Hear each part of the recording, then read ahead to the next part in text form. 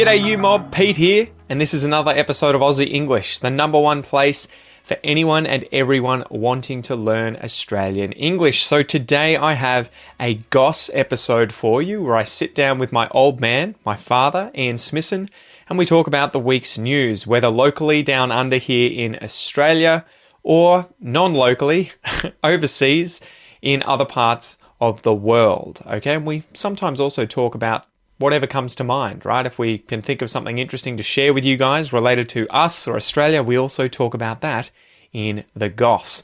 So these episodes are specifically designed to try and give you content about many different topics where we're obviously speaking in English and there are multiple people having a natural and spontaneous conversation in English. So it is particularly good to improve your listening skills. In order to complement that though, I really recommend that you join the podcast membership or the academy membership at aussieenglish.com.au, where you will get access to the full transcripts of these episodes, the PDFs, the downloads, and you can also use the online PDF reader to read and listen at the same time. Okay, so if you really want to improve your listening skills fast, get the transcript, listen and read at the same time, keep practicing, and that is the quickest way to level up your English. Anyway, I've been rabbiting on a bit. I've been talking a bit. Let's just get into this episode, guys. Smack the bird, and let's get into it.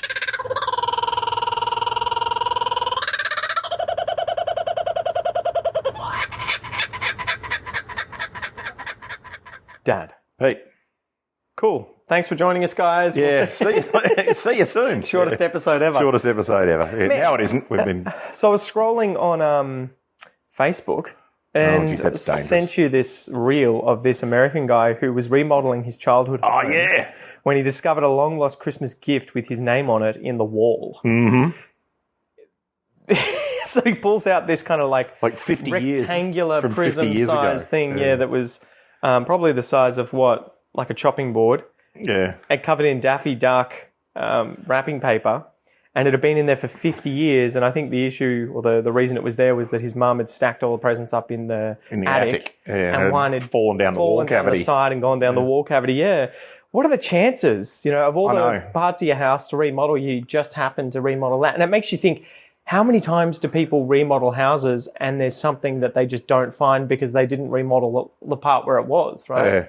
And it was just a really cool story because he ends up opening it up, and his mum, who's still alive, apparently was like, I can't remember buying that. Yeah. And it was Matchbox Jets. Yeah, the Thunder Jets. Yeah, from the 70s, right?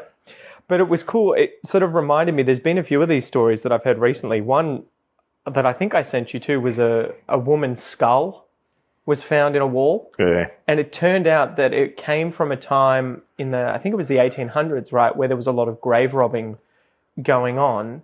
People would dig up people that have been buried, I think for a significant amount of time, and then take the bones and sell them to, I don't know, medical institutes or universities or whatever.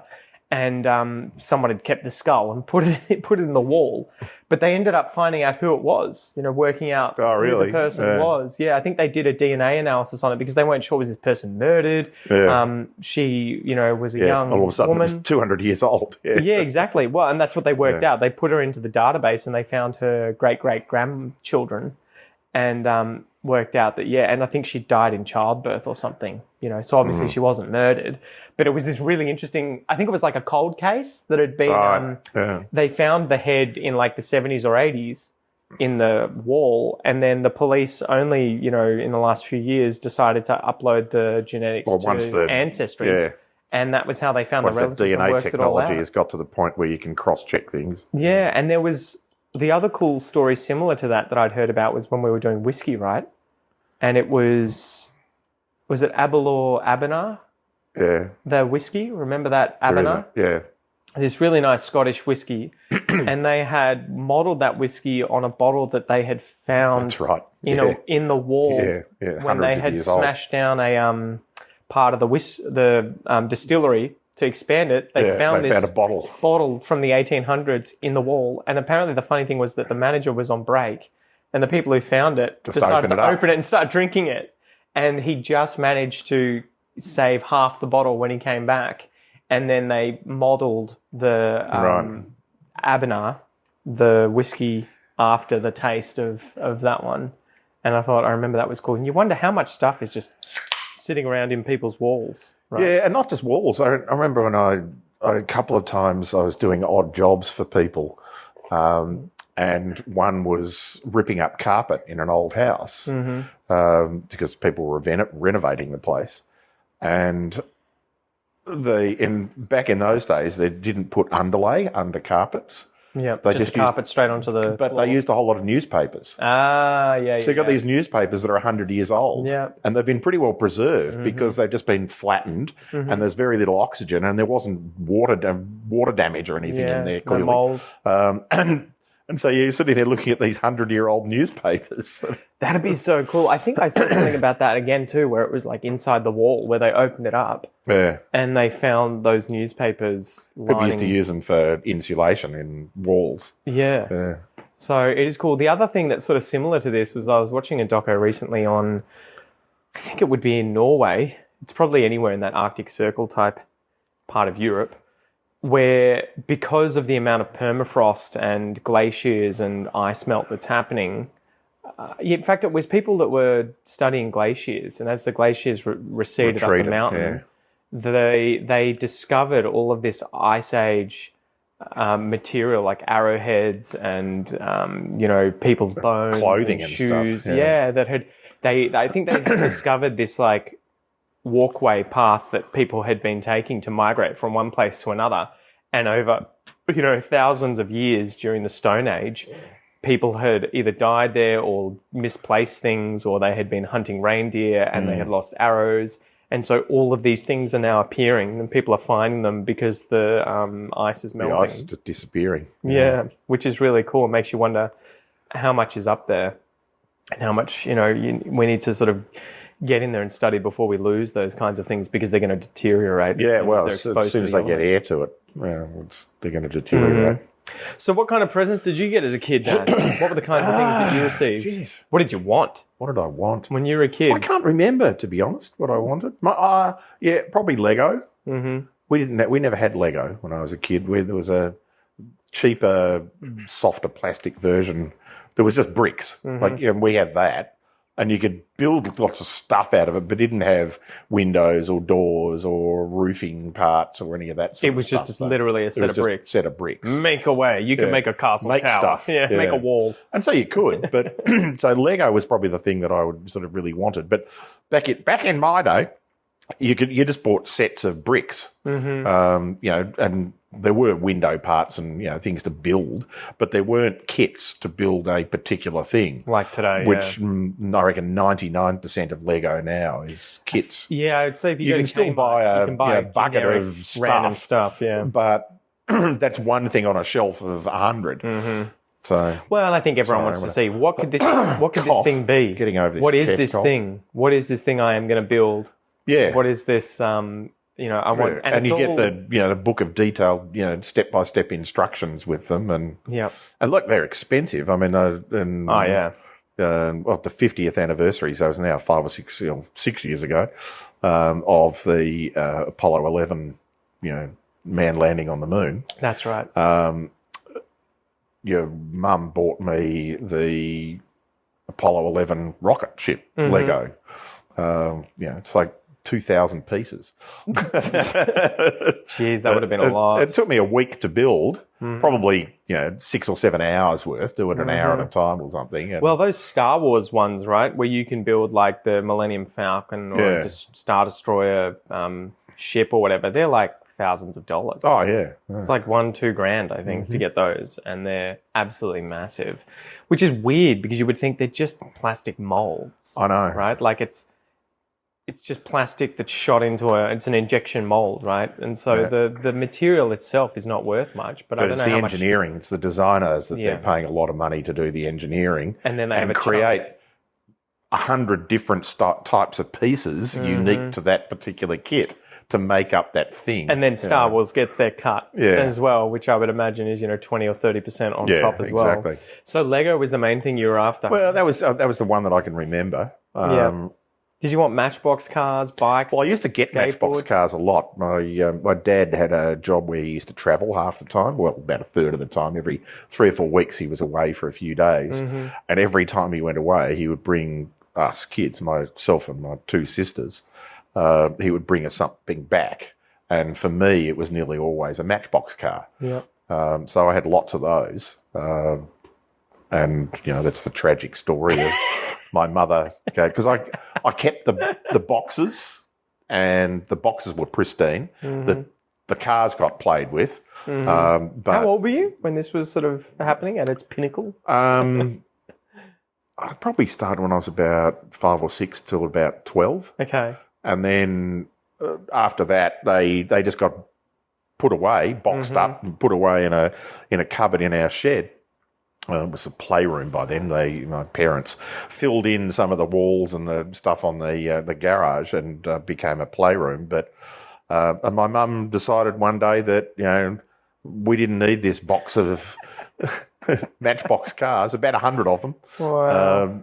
Sitting in the cupboard that she'd never went to. There was nothing else. She didn't need the space for anything. She decided, I'll give these away to the kids down the road. You bitch. And I was about 18 at the time, so and it was sort of like, you what? Like what? Betrayed. Yeah, that's my one story of things that from my childhood that I just wish that.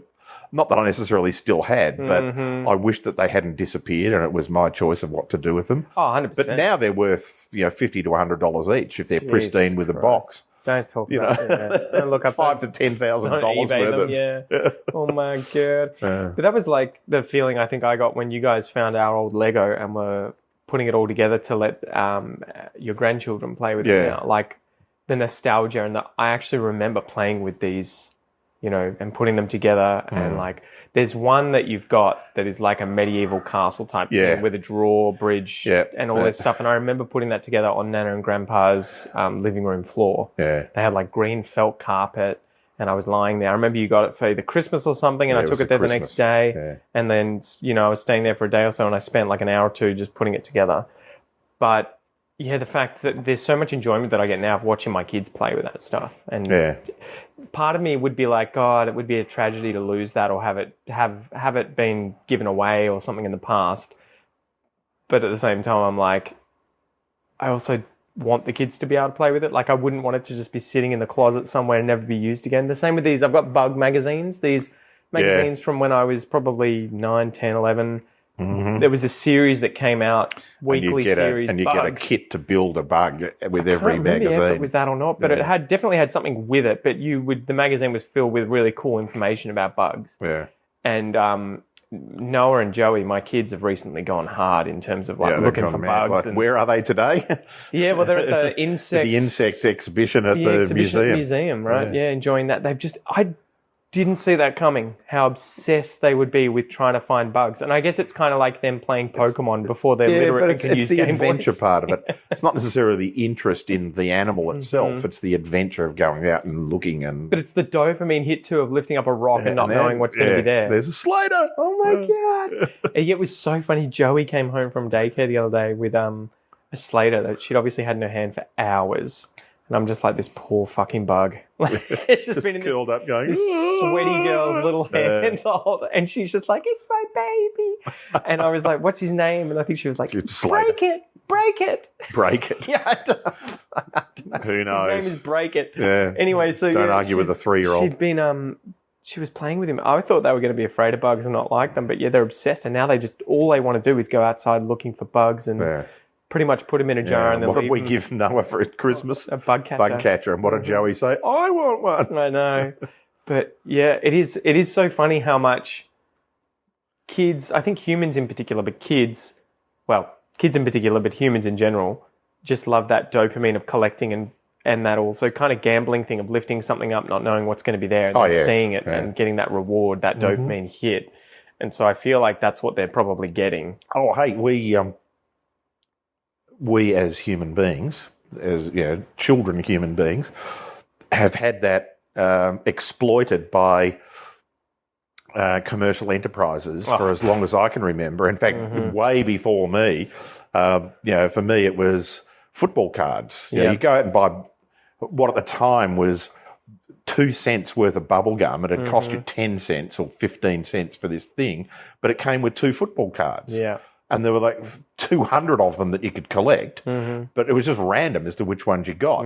And you just kept going back for this hit of, have I got a new one? Yep. Have I got a new one? Yeah. Well, and our kids were getting that, right, with the Woolies and Well, at least they Coles were free. giveaway. You know, free in a sense that you had to shop at Woolies to get your free stuff. But- Yes. And you had to, and it was, you got one for every $30 you spent. But Yes, one packet. But they were definitely loving that. And it was funny how they would get more and more frustrated the more their collection grew. of course you do, because it's harder to fill the gaps. Yeah, it was harder to get, exactly. Every time, I've already got these. I'm like, what do you want me to do, mate? That's Swap how 'em. probability works. Yeah, Like, exactly. What do you want me to do? But it was the same for me growing up when we were at primary school. I was obsessed with Pokemon cards. Yeah. We had Tarzos, these little plastic circles. That were, you used They to, came in chip packets. yeah, and you used to, they were, that was a swapping thing too, was, you know, Well, there was some sort of a game where I think you would stack them up and hit them with a large plastic. yeah, Pog and then the number Tarzo that turned thing. over the right way. Or, Yeah, but I don't think we ever play those games. No, Same it with was just Pokemon collecting. cards. Pokemon cards was meant to be a game, but I think people only ever really collected and traded. They didn't really ever sit down and actually try and play the game. But that was it for me. It was like Tarzos out of those chip packets, and they were like Looney Tunes and the Cheetos characters, and even maybe Dragon Balls. There may have been Dragon Ball Z related ones as well at some point. Remember. It's all beyond me. And trying to get that whole collection, and then Pokemon cards. And I had, what else we have? Marbles. Oh, I was Marbles, a king of that. I think I was Marbles- the best at my Marbles school. Marbles is one of those things that just goes through cycles. I bet your kids, and they play with marbles, but they use them in things like the plastic kit marble maze that you build a tower and Well, run we them showed down. them the game You of showed how them we used to you know, play it, and they flipping loved it, marbles off yeah. your thumb and stuff. Because that was huge when I was a kid at primary school, and then it just sort of disappeared.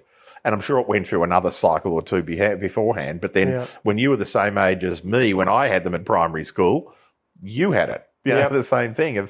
And you'd spend all of lunchtime out there. With I had a bum bag. You find a little Full of them. scrape of sand and you'd play your... Yeah, because I think it's funny too, because I got so many. I think Mum would have bought me a packet or two. And you but I probably ended up inherited getting- mine. I would have still had them around. I probably gave you I mine. don't know. But they had, it was so funny. We gave them all different names, right? Like planets, dragon's eyes. Some of them were called sperms because they had like the little sliver little of paint inside of it. Yeah. Called them sperms. It's so funny.